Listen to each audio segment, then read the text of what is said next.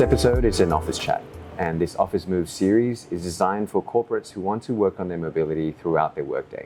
If you came here from a previous Office Moves video, skip this intro and jump into today's move. Here are 2 movements to lubricate your wrists and all of its surrounding tissues. The first one, again, is going to be a bit more slow and controlled, and they're going to be wrist figure eights. We're trying to create as much variation and intentional exposure to the wrist joint.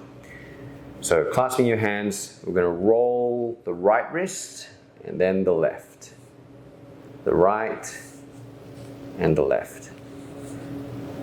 Now I'm really taking my time here, and all of my attention is focused on the current wrist that I'm rolling, and I'm trying to create as many different variations in my wrist as possible.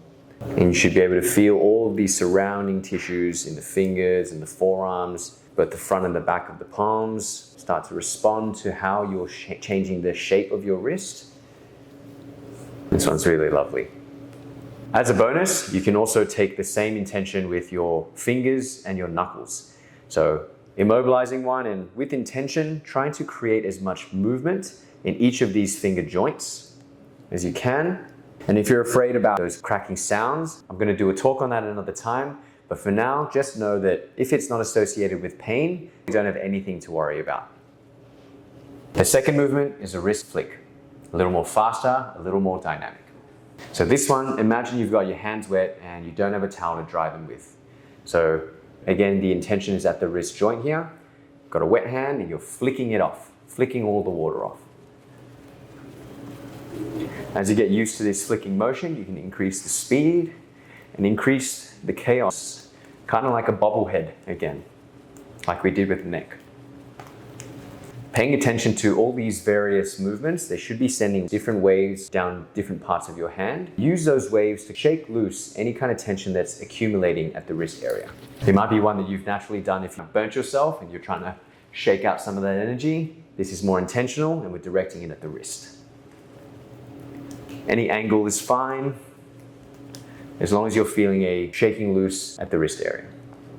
Feel how you can use this whippy motion to bounce out any tension that's collecting at the wrist. I like to think of when you want to straighten out a blanket or a doona, you grab one end and you flick it. That's exactly what we're doing here. I hope this series shows you that it may not be as complex as you think to maintain joint health. I hope it inspires you to take a little action every day and not underestimate the compounding effects that can have.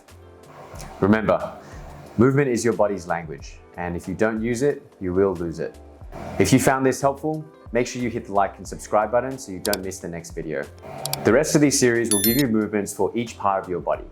Rather than trying to have an exhaustive list that you feel you need to complete every day, as you practice these more, you'll start to find ones that your body resonates with a bit more. Some days the neck might want more attention, others the wrist or the legs might. Make sure you save any videos that you like, and you can build yourself a little arsenal that you can pull from as and when you need. Speak soon.